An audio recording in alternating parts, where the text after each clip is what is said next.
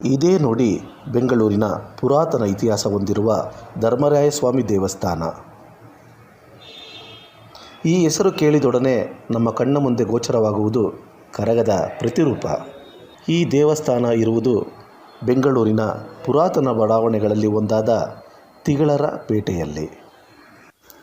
ಕರಗ ಮಹೋತ್ಸವಕ್ಕೆ ತನ್ನದೇ ಆದ ಇತಿಹಾಸ ಇದೆ. ಕರಗ ಮಹೋತ್ಸವವನ್ನು ಪಾಲಿಸಿಕೊಂಡು ಬಂದಿರುವವರು ವಹ್ನಿ ಕುಲ ಬಾಂಧವರು. ಸಂಪ್ರದಾಯಬದ್ಧವಾಗಿ ಭಯಭಕ್ತಿಯಿಂದ ಕೋಮು ಸಾಮರಸ್ಯದಿಂದ ಆಚರಿಸುವ ಹಬ್ಬವೇ ಕರಗ ಮಹೋತ್ಸವ. ವಿಶ್ವವಿಖ್ಯಾತವಾದ ಬೆಂಗಳೂರು ಕರಗ ಇಡೀ ನಾಡಿನ ಹೆಮ್ಮೆ. ಕರಗಸತ್ವೋತ್ಸವದ ಪುರಾಣದ ಇತಿಹಾಸ ತಿಳ್ಕೊಳ್ಬೇಕಾದ್ರೆ ಈಗ ನಮ್ಮಲ್ಲಿ ಬೇಕಾದಷ್ಟು ಇರ್ತಕ್ಕಂಥ 18 ಪುರಾಣ ಇದೆ. ಅದರಲ್ಲಿ ಅಗ್ನಿ ಪುರಾಣ, ಉನ್ನಿ ಪುರಾಣ ಅಂತಕ್ಕಂಥದ್ದು ಬರ್ತದೆ. ಈಗ 2 ಇತಿಹಾಸ ಇದೆ, ಮಹಾಭಾರತ ಮತ್ತು ರಾಮಾಯಣ ಅಂಥೇಳಿ. ಇನ್ನು ಶಾಸ್ತ್ರಗಳು 6 ಶಾಸ್ತ್ರಗಳಿದೆ. ಆದರೆ ನಮಗೆ ಮಹಾಭಾರತದಲ್ಲಿ ಇದರ ಒಂದು ಕೂರು ಸಿಗುತ್ತೆ. ಮಹಾಭಾರತದಲ್ಲಿ ಇದರ ಮುಖ್ಯಸ್ಥಳು ದ್ರೌಪದಿ ದೇವಿ, ಪಾಂಚಾಲಿ ಅಂತೇಳಿ ಅಗ್ನಿಯಿಂದ ಉದ್ಭವವಾಗಿರತಕ್ಕಂತಹ ಆ ತಾಯಿ ದೇವತೆ. ನಮ್ಮ ಎಲ್ಲ ಕುಲಸ್ಥರಿಗೂ ಕೂಡ ಆಕೆ ನಮ್ಮ ಕುಲದೇವತೆಯಾಗಿ ನಾವೆಲ್ಲ ನಂಬಿದ್ದೀವಿ. ಆ ತಾಯಿ ಮತ್ತು ಪಂಚಪಾಂಡವರು ಅಂದರೆ ಧರ್ಮರಾಯ ಸ್ವಾಮಿ, ಧರ್ಮರಾಯ, ಭೀಮ, ನಕುಲ, ಸಹದೇವ ಮತ್ತು ಅರ್ಜುನ. ಹಾಗೆ ಈ ಮಹಾಭಾರತದಲ್ಲಿ ಏನಾಗುತ್ತೆ ಅಂದರೆ ಮಹಾಭಾರತ ಶ್ರೀಕೃಷ್ಣ ಭಗವಾನ್ ಅವರ ಒಂದು ಅವತಾರ ಪುರುಷರಾಗಿ ಅನೇಕ ರಾಕ್ಷಸರನ್ನು ಸಾಯಿಸುವುದಕ್ಕೋಸ್ಕರ, ಧರ್ಮವನ್ನು ಅಲ್ಲಿ ಕಾಪಾಡುವುದಕ್ಕೋಸ್ಕರ, ಅಧರ್ಮಿಗಳನ್ನು ನಾಶ ಮಾಡೋದಕ್ಕೋಸ್ಕರ ಆತನ ಅಲ್ಲಿ ಅವತಾರ ಆಗಿರುತ್ತೆ. ಆತನ ಜೊತೆಯಲ್ಲಿ ಈ ಆದಿಶಕ್ತಿ ಸ್ವರೂಪಿಣಿಯಾದ ಈ ದ್ರೌಪದಿ ದೇವಿಯನ್ನು ಅವತಾರ ಪುರುಷನಿಯಾಗಿ ಆತ ಕರೆಸ್ಕೊಂಡಿರ್ತಾನೆ.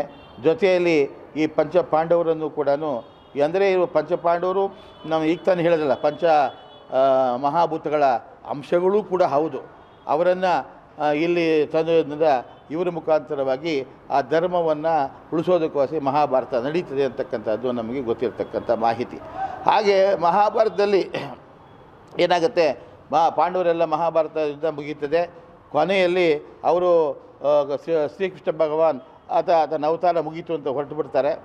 ಇನ್ನು ಉಳ್ಕೊಂಡಿರ್ತಕ್ಕಂಥ ಈ ಪಂಚಪಾಂಡವರು ಮತ್ತು ದ್ರೌಪದಿ ಸಮೇತವಾಗಿ ಅವರು ಕೂಡ ತಮ್ಮ ಅಭಿಮನ್ಯುವಿನ ಮೊಮ್ಮಗ ಪರೀಕ್ಷಿತನಿಗೆ ರಾಜ್ಯಭಾರವನ್ನು ಕೊಟ್ಬಿಟ್ಟು ಅವರು ಸ್ವರ್ಗಾರೋಹಣಕ್ಕೆ ಹೋಗ್ತಾರೆ. ಇವತ್ತು ನಿಮ್ಗೆ ಗೊತ್ತಿರ್ಬೋದು ಸ್ವರ್ಗಾರೋಹಣ ಅಂದರೆ ಯಾವ ರೀತಿ ಅಂತಕ್ಕಂಥ ವಿಚಾರ ಗೊತ್ತಿದೆ. ಸ್ವರ್ಗಾರೋಹಣ ಹೋಗ್ತಕ್ಕಂಥ ಸಮಯದಲ್ಲಿ ದ್ರೌಪದಿ ದೇವಿ ಮೂರ್ಛಿತರಾಗಿ ಬಿದ್ದೋಗ್ಬಿಡ್ತಾಳೆ. ಇನ್ನು ಆಯಿತು ಅಂಥೇಳಿ ಇನ್ನು ಮುಂದಕ್ಕೆ ಅವರು ಹೊರಟು ಹೋದ ಮೇಲೆ ಅನೇಕ ರಾಕ್ಷಸರ ನಾಶನ ಆದರೂ ಕೂಡ ಒಬ್ಬ ರಾಕ್ಷಸ ಉಳ್ಕೊಂಡಿರ್ತಾನೆ. ಆ ರಾಕ್ಷಸ ಈ ತಾಯಿಯನ್ನು ಬಹಳಷ್ಟು ತೊಂದರೆ ಕೊಡ್ತಾನೆ. ತಿಮಿರಾಸುರ ಅಂತ ಹೇಳ್ತಾರೆ. ಆಗ ಎಷ್ಟು ಹೇಳಿದ್ರು ಕೂಡ ಈ ದ್ರೌಪದಿ ಹೇಳಿದ್ರು ಕೇಳೋದಿಲ್ಲ. ಆಗ ಆ ತಾಯಿ ದೇವಿ ಕೋಪಿಷ್ಠಳಾಗಿ ಭೂಮಿ ಆಕಾಶದಕ್ಕೂ ತನ್ನ ಆದಿಶಕ್ತಿ ಸ್ವರೂಪವನ್ನು ಪಡೆದು ತನ್ನ ಬೆವರಿನಿಂದ ಅನೇಕ ಸೈನಿಕರನ್ನು ಅಲ್ಲಿ ಅವರನ್ನು ಮಾಡಿಸ್ಕೊಂಡು ಗೌಡರು, ಗಡಾಚಾರಿಗಳು ಈ ರೀತಿಯಾಗಿ ಒಂದು ಸೈನ್ಯದ ಒಂದು ಪಡೆಯನ್ನು ರಚನೆ ಮಾಡಿಸ್ಕೊಡ್ತಾಳೆ. ಆ ರಚನೆಯ ಪಡೆಯನ್ನೇ ನಾವು ಇವತ್ತು ವೀರಕುಮಾರು ಅಂತ ನಾವು ಹೇಳ್ತಕ್ಕಂಥದ್ದು. ಆದರೆ ಅವರಿಂದ ಈ ವೀರಕುಮಾರರ ಒಂದು ಸೈನಿಕ ಪಡೆಯಿಂದ ತಿಮ್ಮರಾಸನ ನಾಶ ಆಗುತ್ತೆ. ಅದಾದ ಮೇಲೆ ಆ ದ್ರೌಪದಿ ದೇವಿ ಮಾಯ ಆಗಿಬಿಡ್ತಾಳೆ. ಆಗೇನಾಗುತ್ತೆ, ಈ ವೀರಕುಮಾರೆಲ್ಲ ಯಾರು ಸೈನಿಕರೆಲ್ಲ ಇದ್ದಲ್ಲ, ಆಗ ಆ ತಾಯಿ ಕಾಣಲಿಲ್ಲ ಅಂದ್ಬಿಟ್ಟು ಶ್ರೀಕೃಷ್ಣ ಭಗವಾನ್ ಕಾಣಿಸ್ಕೊಂಡಾಗ ಆಗ ಗೋವಿಂದ ಗೋವಿಂದ ಗೋವಿಂದ ಅಂತ ಕೂಗಾಡ್ತಾರೆ. ಗೋವಿಂದನು ಬರ್ತಾನೆ. ಗೋವಿಂದ ಅಂದರೆ ಶ್ರೀಕೃಷ್ಣ ಭಗವಾನ್ ಬಂದು ಹೇಳ್ತಾನೆ, ಅಲ್ಲಪ್ಪ ಆ ತಾಯಿಯ ಒಂದು ಅವತಾರ ಮುಗಿದಿದೆ, ಆ ತಾಯಿ ಮತ್ತೆ ಬರೋದಕ್ಕೆ ಸಾಧ್ಯ ಆಗೋದಿಲ್ಲ, ನೀವು ಇನ್ನು ಹೊರಡಿ ಅಂತ. ಇಲ್ಲ, ಆಗೋದೇ ಇಲ್ಲ, ಆ ತಾಯಿ ಬರಲೇಬೇಕು ಅಂತ ಹೇಳಿದಾಗ ಆ ತಾಯಿ ಪ್ರತ್ಯಕ್ಷ ಆಗ್ತಾಳೆ. ಗೋವಿಂದ ಹೇಳ್ತಾನೆ. ಆಗ ಆ ತಾಯಿ ಹೇಳ್ತಾಳೆ, ನಾನು ನಿಮ್ಮನ್ನು 3 ದಿನಗಳ ಕಾಲ ನಿಮ್ಮ ಜೊತೆಯಲ್ಲಿರ್ತೀನಿ. ಚೈತ್ರ ಪೌರ್ಣಿಮೆಯ 3 ದಿನಗಳ ಹಿಂದೆ ನಾನು ನಿಮ್ಮ ಜೊತೆಗೆ ಬರ್ತೀನಿ. ಆಗ ಆ 3 ದಿನ ಕಾಲ ಇರ್ತೀನಿ. ನೀವು ನನ್ನನ್ನು ಭಕ್ತಿಪೂರ್ವಕವಾಗಿ ನನ್ನನ್ನು ನೀವು ಪೂಜೆ ಮಾಡಿ ನಿಮ್ಮ ಒಂದು ವ್ರತವನ್ನು ಆಚರಣೆ ಮಾಡಿ ಆ ಸಮಯದಲ್ಲಿ ಅಂತ ಹೇಳಿ ಮಾಯ ಆಗ್ತಾಳೆ.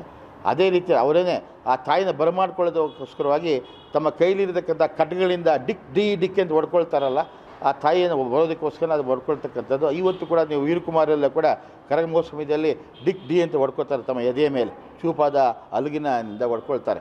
ಅದೇ ವೀರಕುಮಾರರು ಇವತ್ತು ಆ ತಾಯಿಯ ಬರುವಿಕೆಗಾಗಿ ಡಿಕ್ ಡಿ ಅಂತ ಹೊಡ್ಕೊಳ್ತಕ್ಕಂಥ ವೀರಕುಮಾರ್ ಇರ್ತಾರೆ. ಮತ್ತು ಆ ತಾಯಿ ಹಸಿ ಕರಗದ ರೂಪದಲ್ಲಿ, ಅಂದರೆ ನಾವೇನು 11 ದಿನಗಳ ಕಾಲ ಈ ಚೈತ್ರ ಪೂರ್ಣಿಮೆಯ ಹಿಂದಿನ 9 ದಿನಗಳ ಕಾಲ, ಅಂದರೆ ಒಟ್ಟು 11 ದಿನ, ಚೈತ್ರ ಪೂರ್ಣಿಮೆ ಆದ 2 ದಿನ ಅವಾರೋಹಣ ಆಗುತ್ತೆ, ಧ್ವಜಾರೋಹಣ ಆಗುತ್ತೆ. ಧ್ವಜಾರೋಹಣ ಪ್ರಾರಂಭ ಆಗಿ, ಅಂದರೆ ಷಷ್ಠಿ ಅಥವಾ ಸಪ್ತಮಿಯ ದಿನ ಪ್ರಾರಂಭ ಆಗಿ ಪೂರ್ಣಿಮೆ ಆದ ಮೇಲೆ ಈಗ ಒಟ್ಟು 11 ದಿನಗಳ ಕಾಲ ಈ ಹಸಿ ಕರಗ ಅಂತಕ್ಕಂಥ ಪೂರ್ಣಿಮೆ ಹಿಂದಿನ 3ನೇ ದಿನ ಹಿಂದೆ ಹಸಿ ಕರಗದ ರೂಪದಲ್ಲಿ ಆ ತಾಯಿ ಇಲ್ಲಿ ಬರ್ತಾಳೆ.